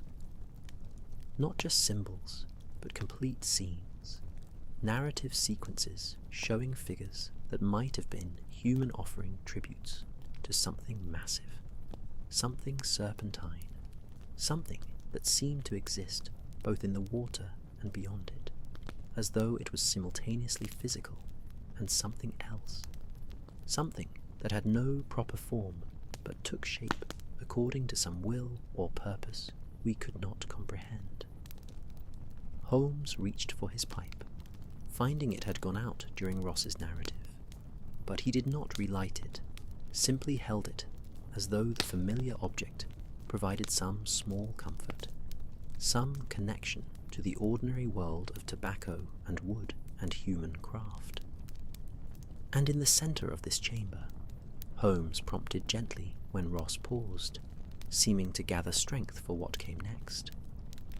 "A pool within the pool," Ross answered, his voice now barely audible, as though the words themselves were dangerous, as though speaking them might invoke what they described. Perfectly circular, perhaps 20 feet across, and so deep that our lights could not find its bottom. The water within this inner pool was absolutely still, mirror smooth, reflecting our lamplight back at us like polished obsidian. And in that reflection, we saw not ourselves, but rather what looked like stars, like galaxies, like depths that extended not downward but outward, into spaces that should not exist within the physical world. At that moment, something happened that made everyone in the room start. The gas lamps flickered and dimmed simultaneously, their flames guttering as though starved of oxygen, plunging the room into near darkness, broken only by the firelight. The effect lasted only a few seconds before the flames recovered, burning bright once more. But in those seconds, Watson felt something he had not experienced since his days in Afghanistan under fire. The primitive, instinctive certainty that death was near, that danger had entered the room and was assessing them with cold, inhuman calculation. Ross had gone rigid in his chair, his breathing rapid and shallow, his eyes wide and fixed on nothing. Watson moved to his side, placing a hand on the man's shoulder, feeling through the blanket and clothing. That impossible coldness, that chill that seemed to emanate from within. "Steady," Watson said softly, falling back on the tone he had used countless times with wounded soldiers, with patients in shock, with those who had looked too long into darkness and found it looking back.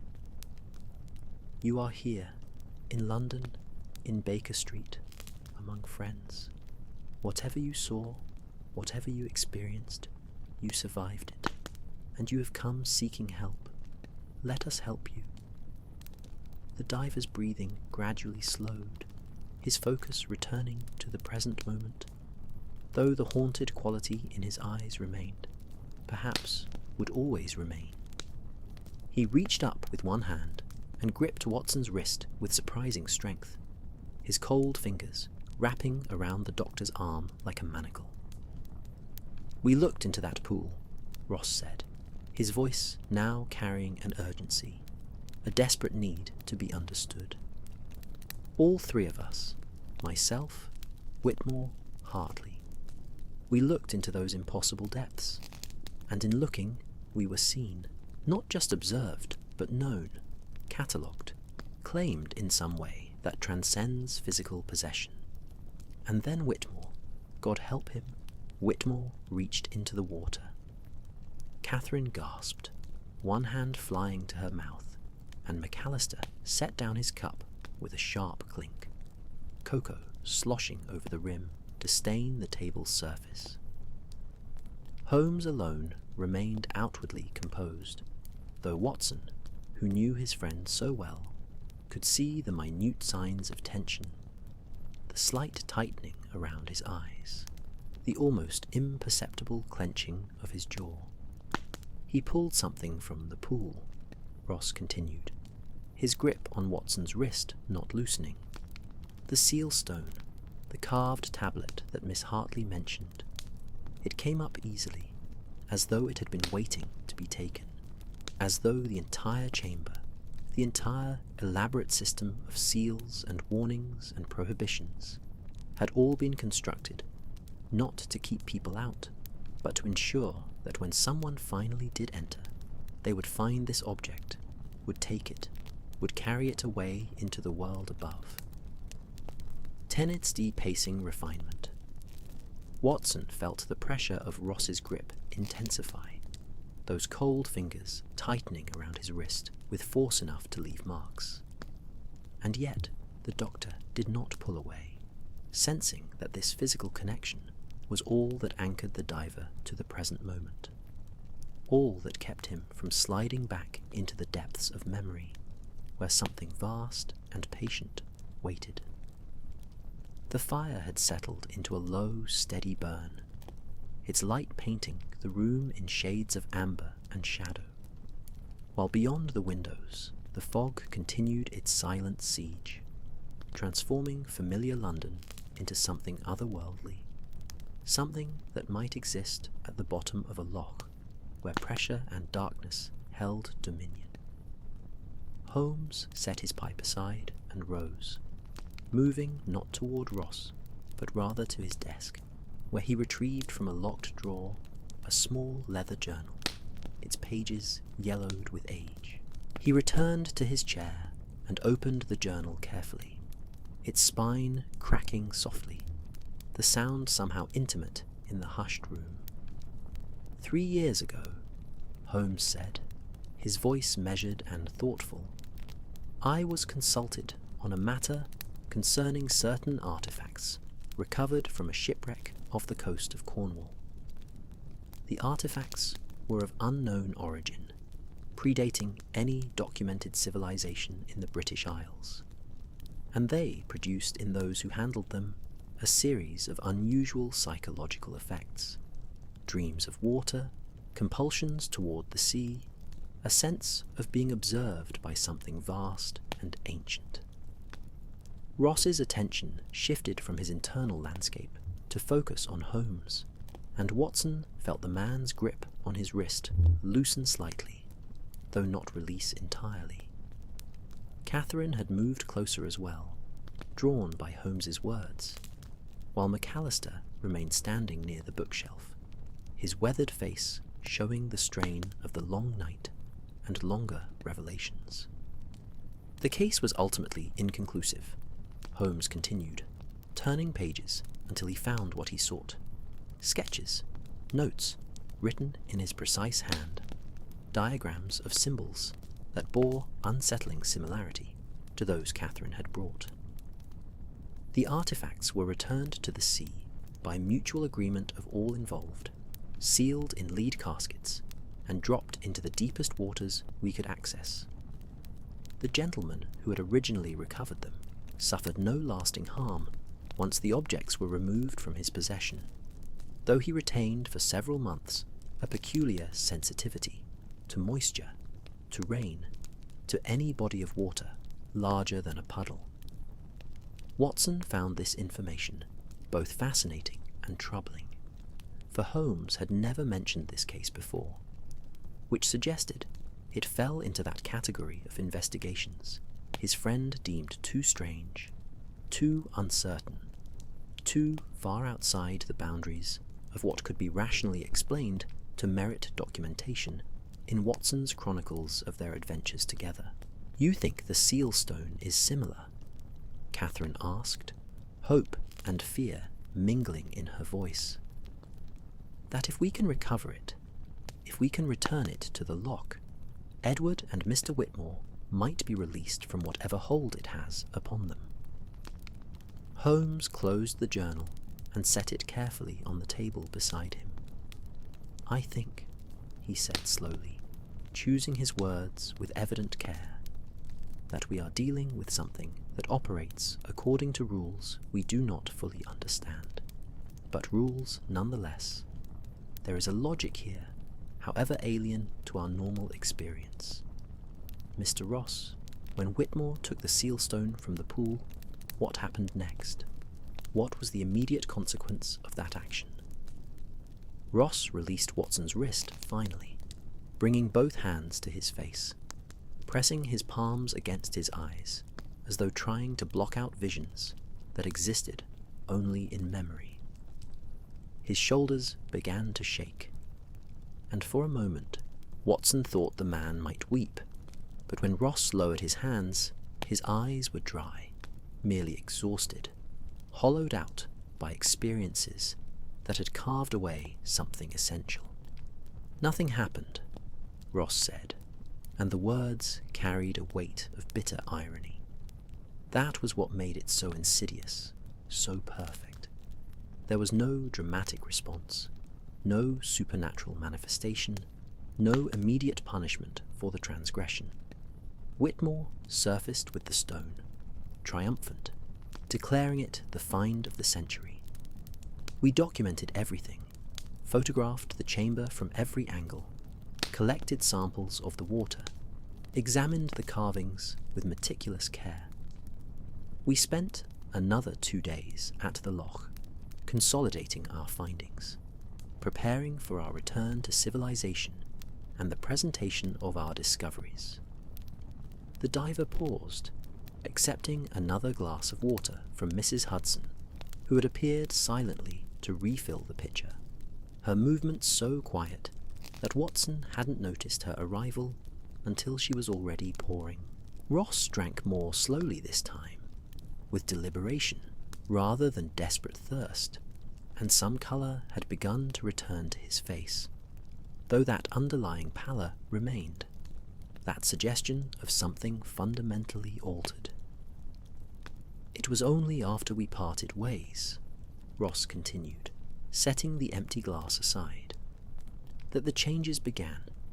Whitmore went to London, Hartley returned to his university, and I remained in Inverness, going about my business as a diving contractor and guide. But within days, I began to feel it. The pull, the sense of being watched, the dreams that were not quite dreams, but rather memories of descent, of sinking through cold darkness toward something that had been waiting for so long that human concepts of time held no meaning for it. McAllister had finally moved from his position by the bookshelf, coming to sit in the remaining empty chair, his large frame seeming diminished by weariness and worry. "And my nephew?" he asked quietly. "When did James begin to show signs that something was wrong?" "Almost immediately," Ross replied, meeting the older Scotsman's eyes with evident regret. "He sent me letters, frantic at first, then increasingly strange, as though written by someone who was forgetting how to use language, how to organize thoughts in linear fashion. He described the sealstone as singing to him, as showing him visions of what lay beneath the Loch, of corridors and chambers that extended far beyond what we had explored, of spaces that existed in some relationship to our physical world, but were not quite part of it. At that moment, the fire gave a sudden surge, flames leaping high as though fed by invisible fuel, and in their increased brightness, Watson saw something that made his breath catch. There, on the carpet near Ross's feet, was a small puddle of water, growing even as he watched, seeping from nowhere visible, spreading in a pattern that was not random, but rather seemed to form curves and lines, seemed to be writing something in liquid script upon the floor. Holmes saw it too, rising from his chair with sudden urgency, moving to examine the phenomenon more closely.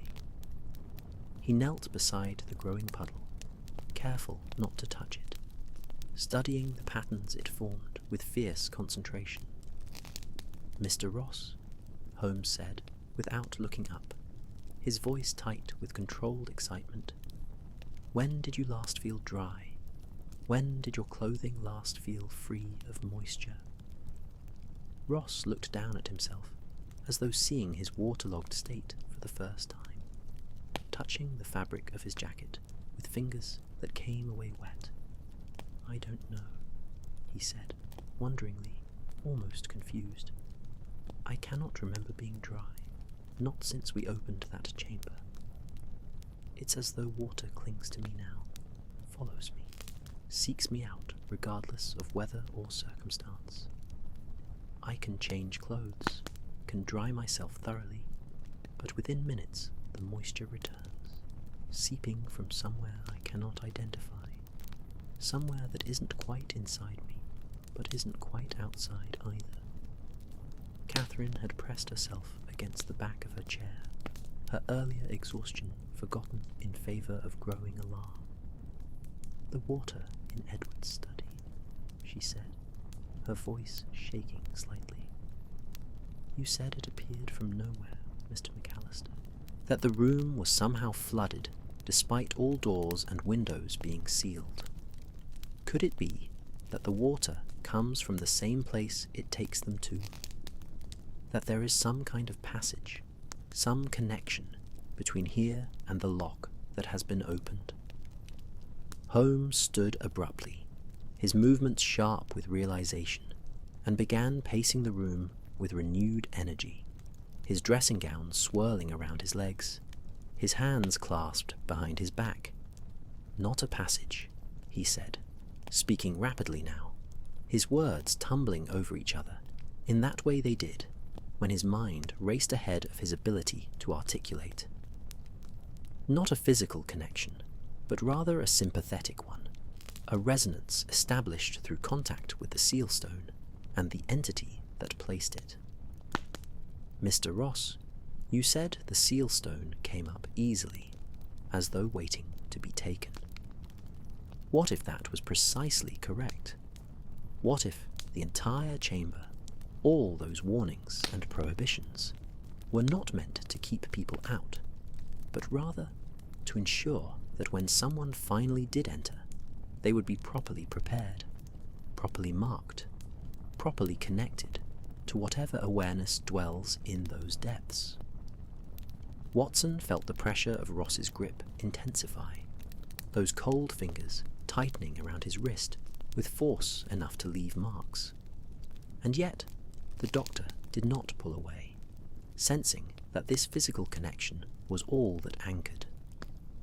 The diverection was all that anchored the diver to the present moment, all that kept him from sliding back into the depths of memory where something vast and patient waited. The fire had settled into a low, steady burn, its light painting the room in shades of amber and shadow, while beyond the windows the fog continued its silent siege, transforming familiar London into something otherworldly, something that might exist at the bottom of a loch, where pressure and darkness held dominion. Holmes set his pipe aside and rose, moving not toward Ross, but rather to his desk, where he retrieved from a locked drawer a small leather journal, its pages yellowed with age.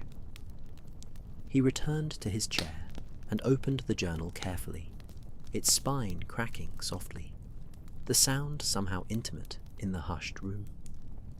3 years ago, Holmes said, his voice measured and thoughtful, I was consulted on a matter concerning certain artifacts recovered from a shipwreck off the coast of Cornwall.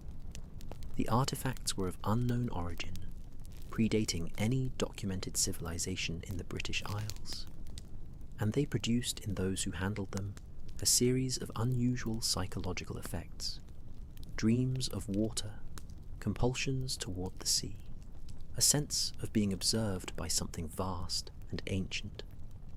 Ross's attention shifted from his internal landscape to focus on Holmes, and Watson felt the man's grip on his wrist loosen slightly, though not release entirely. Catherine had moved closer as well, drawn by Holmes's words, while McAllister remained standing near the bookshelf, his weathered face showing the strain of the long night and longer revelations. The case was ultimately inconclusive, Holmes continued, turning pages until he found what he sought. Sketches, notes written in his precise hand, diagrams of symbols that bore unsettling similarity to those Catherine had brought. The artifacts were returned to the sea by mutual agreement of all involved, sealed in lead caskets, and dropped into the deepest waters we could access.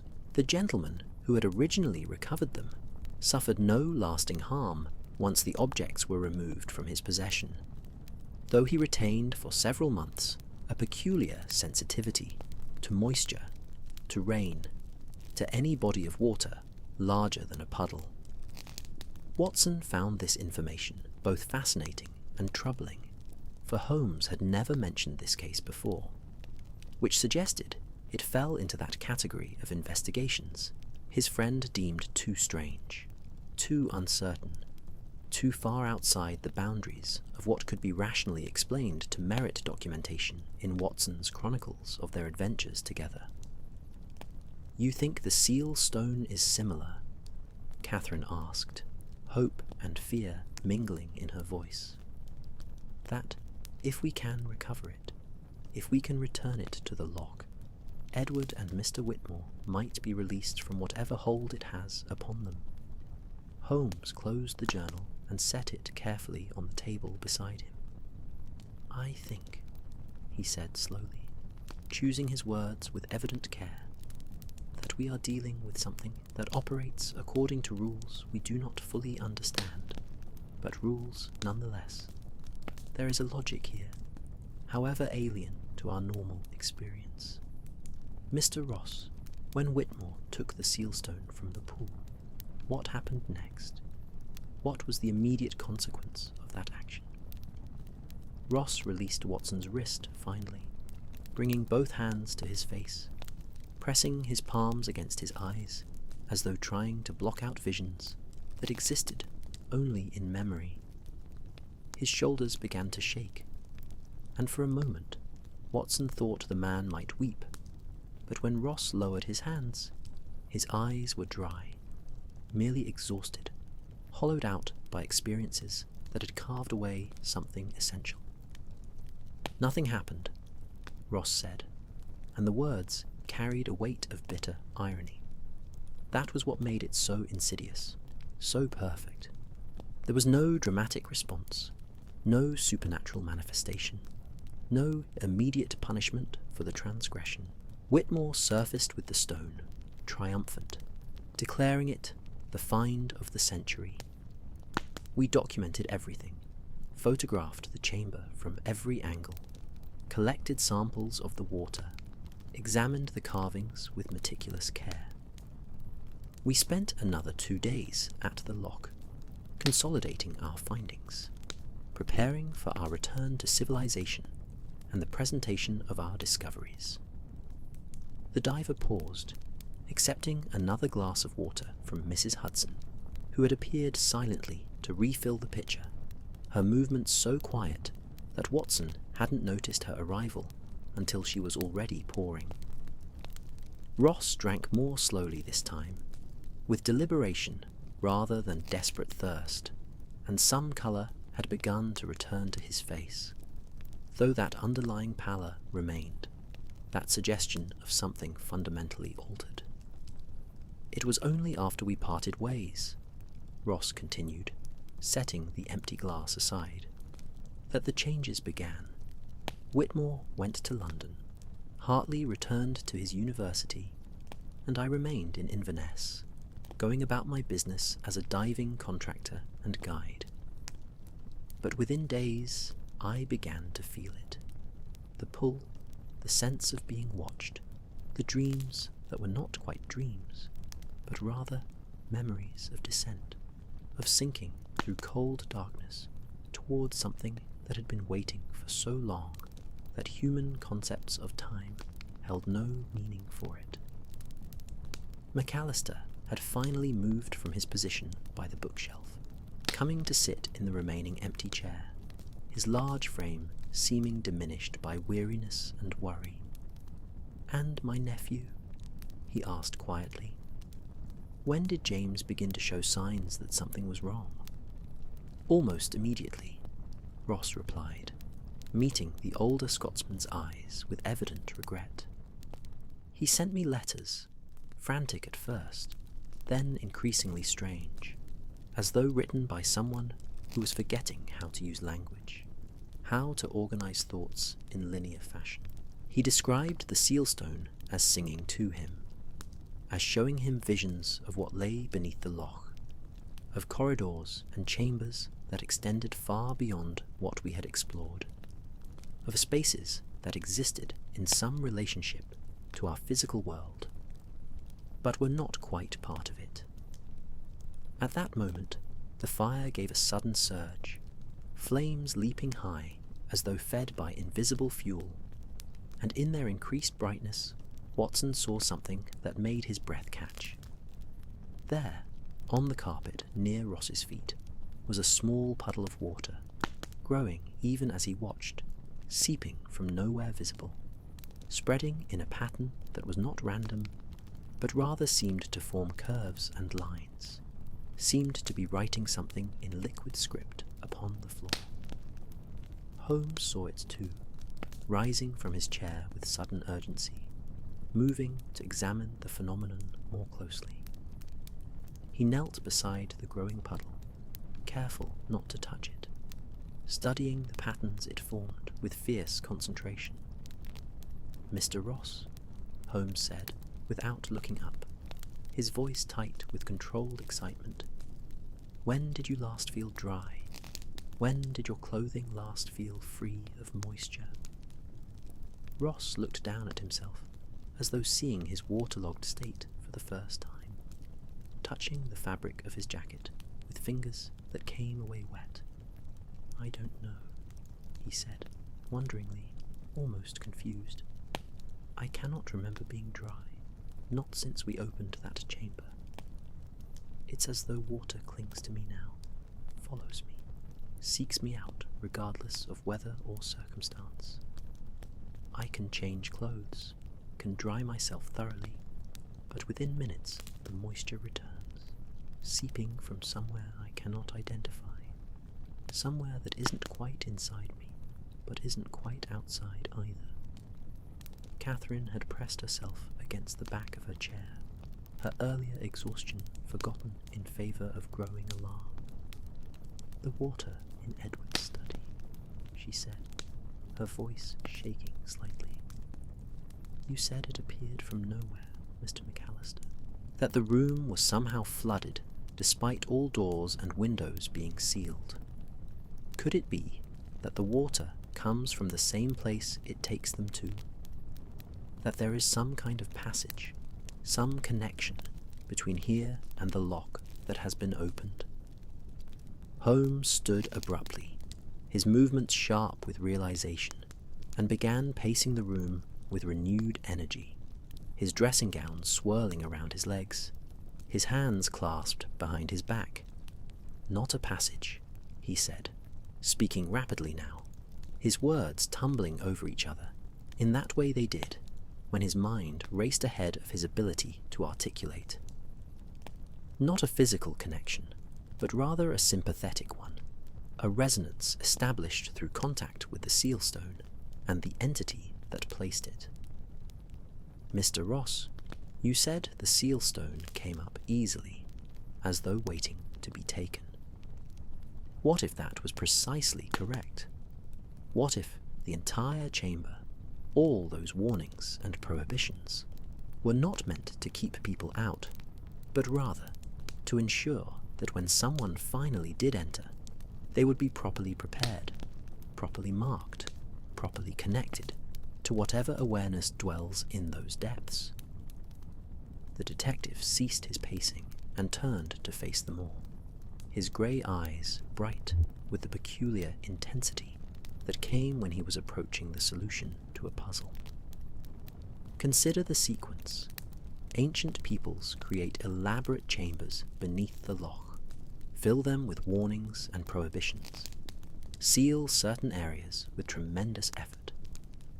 But they also place within those sealed chambers an object, seal stone that serves as a key, a beacon, a means of establishing contact. Those who find the stone, who handle it, who carry it away from its resting place, become marked by that contact. They carry with them not just a physical artifact, but a connection, an anchor point through which the entity can reach from the depths into our world. Watson found himself nodding slowly, the logic making a terrible kind of sense, even as it violated every principle of natural philosophy he had learned in his medical training. McAllister had gone very still, his face pale as he followed Holmes's reasoning to its inevitable conclusion. "Then, James," McAllister said hoarsely, "and Professor Hartley, they were not taken by force. They were called, summoned through the connection established by the stone, and they answered that summons because they could not help but answer, because the connection had been forged too deeply to resist." "Precisely," Holmes confirmed, moving to retrieve the vials of Loch water from his desk drawer. He held them up to the firelight, examining once more their dark, peat-stained contents. "And this water that appears in the locked rooms, that clings to Mr. Ross, it is not merely water transported from the loch. It is evidence of the connection itself, a manifestation of the boundary between here and there, becoming permeable, becoming thin enough that elements can pass through in both directions." Ross had been listening with an expression of growing horror and understanding. Now he spoke, his voice hollow but steady. "Then I am lost as well. The connection exists within me as it did within them. It is only a matter of time before I too am called, before I cannot resist the pull toward the depths. You are telling me there is no escape, no way to sever this bond." But Holmes was shaking his head, a slight smile playing at the corners of his mouth. Not cruel, but rather the expression of someone who has seen a path through what appeared to be an impossible maze. "On the contrary, Mr. Ross, I believe there may be a way, though it will require courage, precise timing, and a willingness to confront what dwells in those underwater depths on terms of our choosing rather than its own." The clock struck 1 in the morning, its chimes falling into the room like stones dropped into still water. And outside, the fog had grown so thick that even the nearest gas lamp had become invisible, leaving Baker Street existing in a bubble of isolation, cut off from the normal world where mysteries had rational solutions and ancient things stayed buried in the past where they belonged.